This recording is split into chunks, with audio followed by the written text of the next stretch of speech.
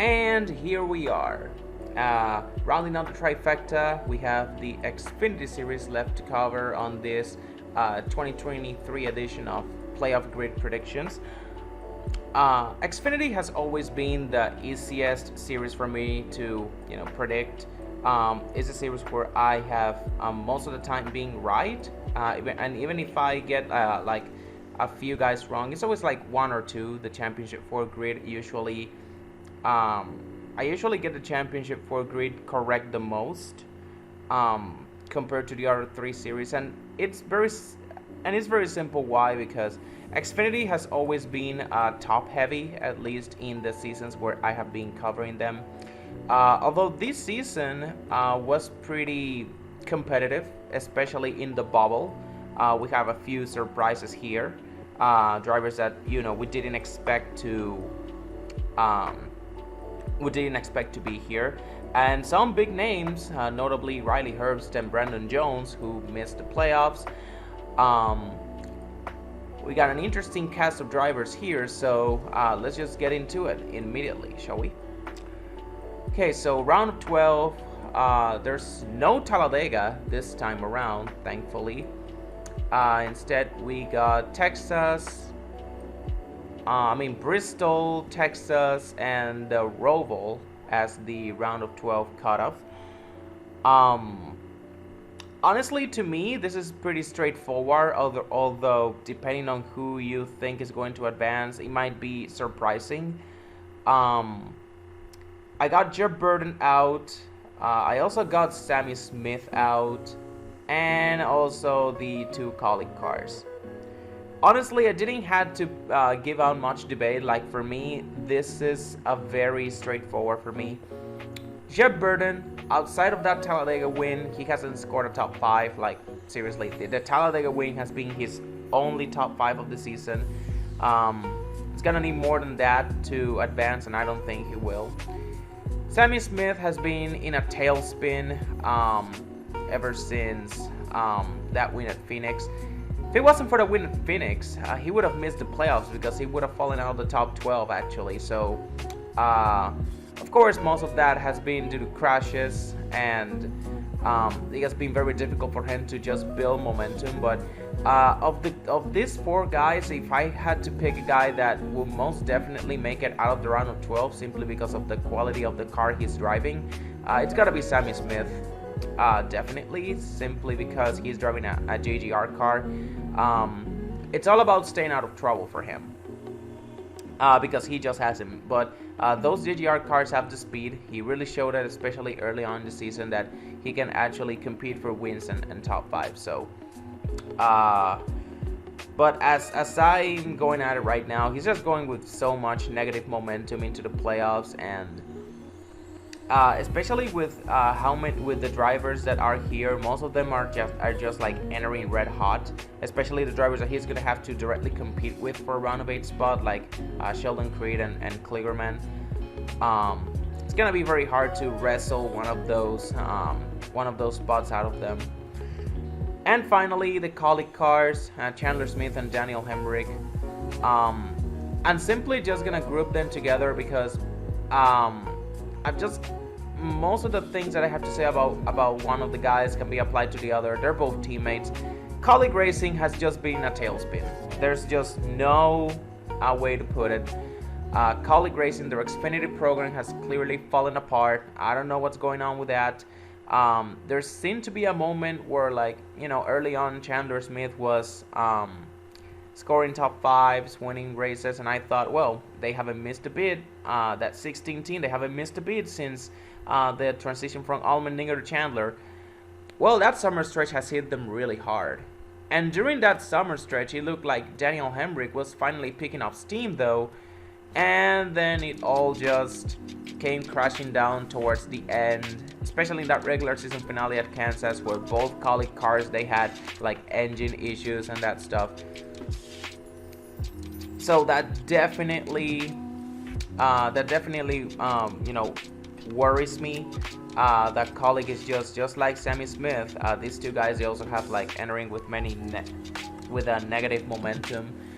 But unlike Sammy Smith, these guys are not JGR drivers. They are Colic drivers. Colic is no Joe Gibbs Racing.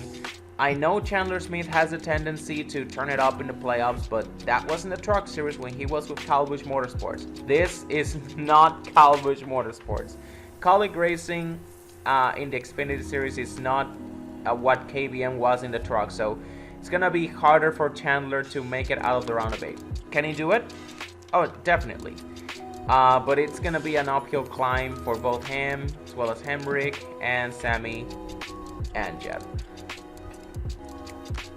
So, anyways, we finally got into round of 8, and here is my hot take immediately, in case you haven't noticed. I got Parker Kligerman making it to the round of 8. Call me crazy, I don't care. Parker has been on a tear in the summer. He has I believe 3 top 5s in the last 4 races. He's just got in some crazy stretch where he finished top 10 in all but 2 races since I believe that Chicago Street Course. I may be wrong on that, but the second half of the regular season, Parker has been just amazing, always finding a way to finish top 10, keeping the car clean, and in cases like the Indy Road Course, bouncing back from adversity. I looking back in retrospect to that Indy Road Course race, that was, the more I think about it, that race was actually the race that might have saved his playoff run. Because if you remember that race, he fell a lap down, but then he, just kept his head down, got to work, got the free pass, and then he eventually worked his way back into the top 10. I believe he finished 7th or 8th in that race. Might have to double check on that, but I know he finished top 10 in that race, a race that, he had started a lap down. And, Parker, he's the type of guy that just elevates a team. And this big machine racing team, the fact that he knocked off 2 big names in Riley Herbst and Brandon Jones out of the playoffs on points, and I say on points because Jeb made it in because of the win. Otherwise, he wouldn't have been. I don't think he would have been top 12. But Kligerman was top 12 in points. He finished 10th in the regular season. He even managed to get some playoff points from his regular season standings. That is a big achievement in and of itself. Certainly the biggest surprise of the season has been Kligerman, and I believe with the momentum he has, he can make it pretty far, because especially with the guys that he has to battle through, I think Kligerman has a case to make it to the round of 8. Another guy that I believe can make it to the round of 8 is Sheldon Creed. Still hasn't gotten that first win. He still hasn't gotten that monkey off his back.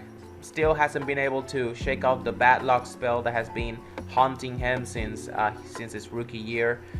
But at least he's finally made the playoffs. And unlike Daniel Hemrick, he also has a lot of positive momentum.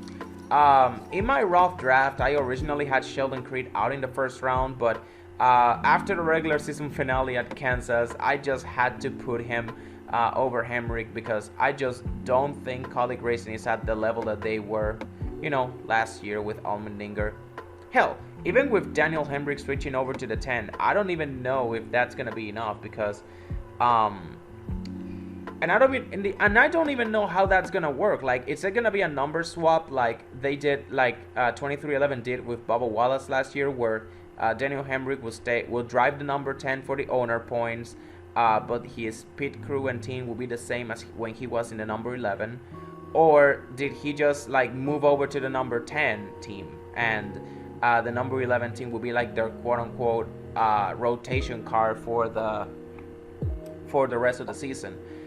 But either way, it's just a bad deal for Hemrick when you think about it, because if he is driving the number 11 car, if he's driving with the number 11 team, but driving the number 10 with the 11 team, he's not driving the best equipment or the best Colic car. But if he's driving the number 10, yes, he is driving the best Colic car, but he won't have chemistry with those guys. Granted, that has been their rotation car. They got Kyle Busch, Allmendinger, Justin Haley, Kyle Larson, Derek Krause, but they have never worked with worked with Daniel Hemrick before. So either way, he may be driving the best car at Colleague, if that's the case, but he doesn't have the chemistry with those guys as he had with the number 11. And if he is, driving the number 11 with the 11 team, but running the number 10, like Bubba Wallace did, where the 45 car, the number was 45, but his pit crew and crew chief was still the same, number 23. It's not the same. It's not like that team is not in the right place. So either way you look at it, it's just a bad deal for Daniel Hemrick and just Colleague Racing overall, because that team, they just had come off, a team that was competing for regular season championships with Allmendinger, making it to the championship for potential first round exits. They're just going out sad. But this really opens the door for both Sheldon Creed and Clearman to both make it to a round of 8. And that's it. Honestly, it's just a tale of two halves. These are the guys that these 6 guys are the guys that they're just fighting to make it out of the round of 12. In the end, 2 of these guys will make it. And the 6 guys I got right here, these are the 6 guys that, in my opinion, they have a case for the championship for. And 2 of those are not going to make it. So we're going to start with the guy that has the weakest case. That's obviously the guy that is still winless, and that's Josh Berry. Like Colleague Racing, Josh Berry has been another one of the disappointments this season. Back when the season ended, back when 2022 ended, I had Josh Berry as the title favorite, after Noah Gragson, Allmendinger, Ty Gibbs moved up to the Cup Series. Many people saw, it's pretty clear the new big 3 is Josh Berry, Allgaier, and Austin Hill. And I had Josh Berry, being like the guy to beat, like the top dog of those 3. I thought I had him winning I believe 5 to 6 races and being like the torchbearer for Junior Motorsports, kind of like what Gragson was last year, with Allgaier being steady at number 2. Obviously, that hasn't been the case. Allgaier has been clearly the number 1 guy. And not only that, but Sam Mayer is starting to come into his own in the summer. And Sam Mayer has a better case to be in the championship for than Josh Berry. Sam Mayer has kind of taken over Josh Berry's role as the dark horse contender for the title. And I say dark horse because, I said Josh Berry, Allgaier, and Austin Hill were the big 3.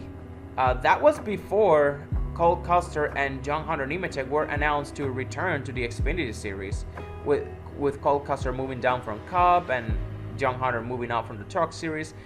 That big 3 became a big 5, and then it was like, well, those 5 guys are going to compete for the title. One of those guys is going to be left out of the championship 4, but I still believe Josh Berry was going to make it. Originally, I had my original championship 4 when the season started was Austin Hill, Josh Berry, Cole Custer, and John Hunter Nemechek. So I would have left Allgaier out, but that's simply because I had Josh Berry again. I thought he was going to be the number 1 guy at Junior Motorsports, and he hasn't been that. He hasn't won a race.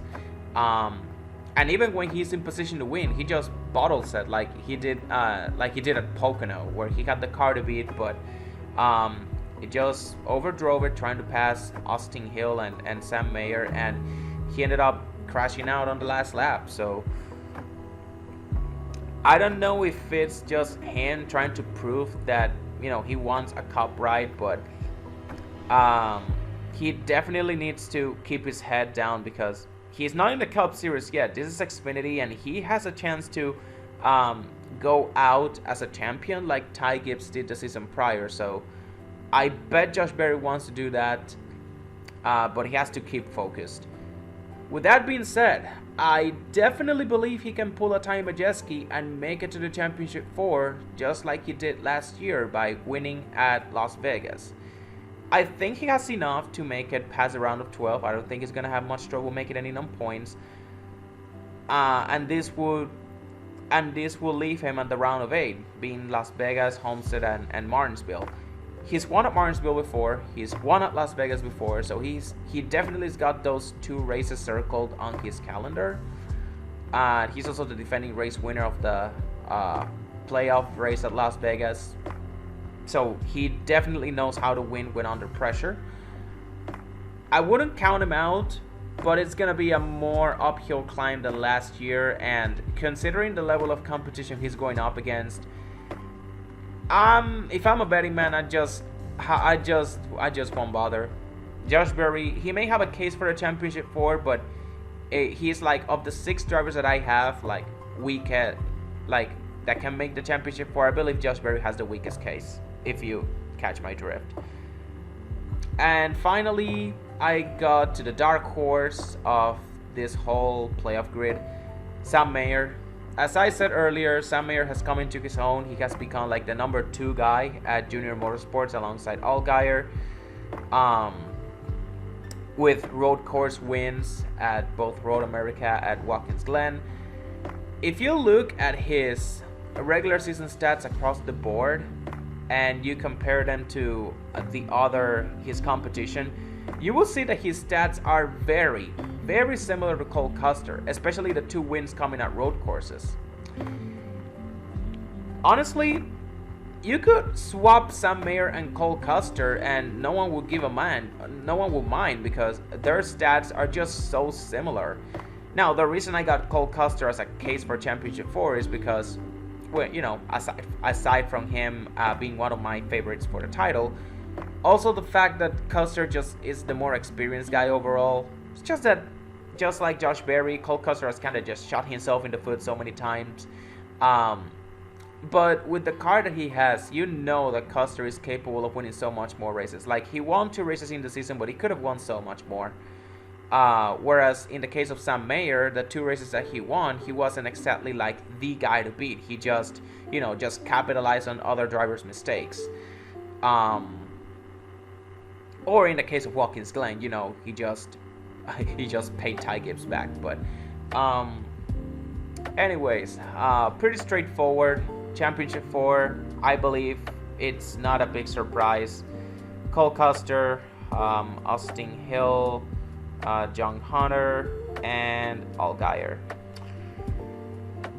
Again, this is a pretty straightforward championship 4. 1 driver from each of the 4 best teams in NASCAR: RCR, Gibbs, Junior Motorsports, Stewart Haas.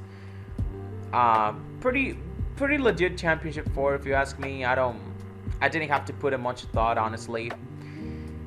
As for who will win the championship, since the race is at Phoenix, I don't think Austin Hill is going to win the title.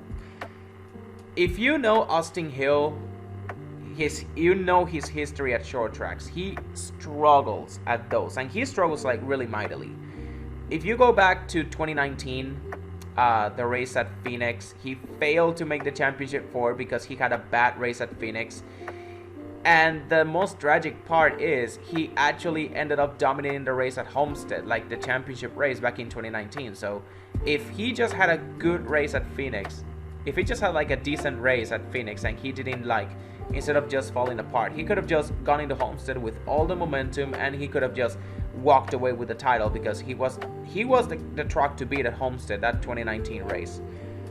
Also 2020 had an engine failure at Barnesville.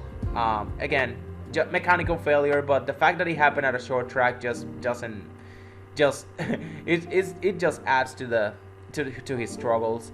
Then at Bristol in 2021, a late crash took him out in the first round. And if you remember my 2021 Truck Series predictions, he was my favorite. He was one of the drivers that I had to make it to the championship 4. Not necessarily winning it, but made it to the championship 4.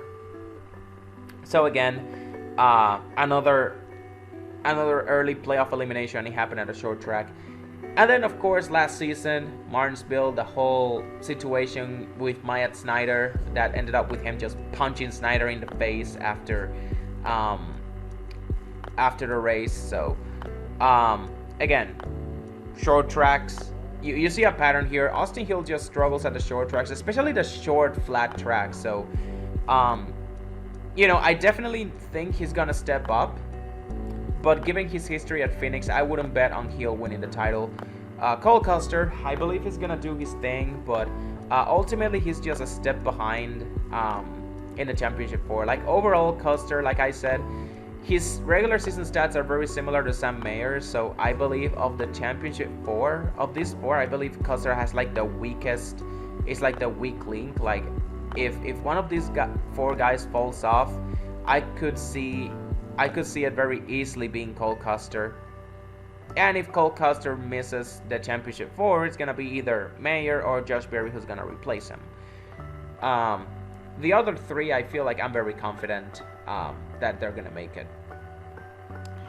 But anyways, championship 4, since the race is at Phoenix, I believe this is gonna come down to John Hunter and Justin Allgaier. If you watched the spring race, you would know that Allgaier won both stages, but it was John Hunter who, I believe he led the most laps. I may be wrong, but he definitely dominated the early part of the race along with Allgaier. He definitely led a chunk of laps. Of course, a restart violation took John Hunter out of contention, and Allgaier got just crashed out of the race with, I believe, in the final, 30 laps of the race, I believe. But yeah, they didn't win the race, but they definitely showed that they were the 2 guys to beat in that spring Phoenix race. If they stay out of trouble, I believe the championship race is going to come down to John Hunter and Allgaier. And if you guys know anything about Allgaier, what I said about Denny Hamlin in my Cup Series predictions video, it very easily, the same I said about Hamlin, it applies to Allgaier. Allgaier has been here before, he's been to the championship 4 several times before, and he still hasn't won the title. In order for me, I do not believe Allgaier can get it. I would not believe in Allgaier to get it done until I see it with my own eyes. Again, just like I said with Denny Hamlin in the Cups, in my Cup Series predictions, I have to see it to believe it when it comes to Allgaier. So, because of that, John Hunter's my champion pick. The winningest driver, again, as it usually goes, I always go with either the regular season champion or winningest driver. In this situation, it makes sense, especially since given that he along with Allgaier had the car to beat. But again, I'm giving him the edge not only because of Allgaier, and championship 4 struggles, but also because John Hunter, he is the winningest driver of the season, and also the fact that he was already announced that he would join Legacy Motor Club. He's definitely gonna want to do what Ty Gibbs did a season prior and win the title with Joe Gibbs before moving up with their affiliate team in this case for the Cup Series. John Hunter has definitely done a great job, just reviving his Cup career. Not really reviving, like just increasing his value, because if you remember back in 2020, he was in no man's land driving for Front Row Motorsports. He took a chance. He bet on himself. He went back to the Truck Series, Kyle Busch Motorsports. His performance got him another season in that truck, 2022. And from there, after Kyle Busch Motorsports, Kyle Busch left JGR and Kyle Busch Motorsports switched over to Chevy. Toyota kept him. Joe Gibbs Racing kept him, and they put him in that number 20. So I definitely believe John Hunter is gonna be really motivated to win and have JGR go back to back in Xfinity titles. This is a more mature John Hunter Nemechek that I'm seeing, a guy that is actually closing out the deal, not the guy that was struggling in closeout playoff races like Martinsville in 21 or Homestead in 22. No, I believe John Hunter's going to make the championship 4 with authority, either by pointing his way in or winning one of the races. But I believe he's gonna make the championship 4 without much issue. And once they arrive to Phoenix, he's gonna be the guy to beat. So that's all. Pretty straightforward grid, and I'm done.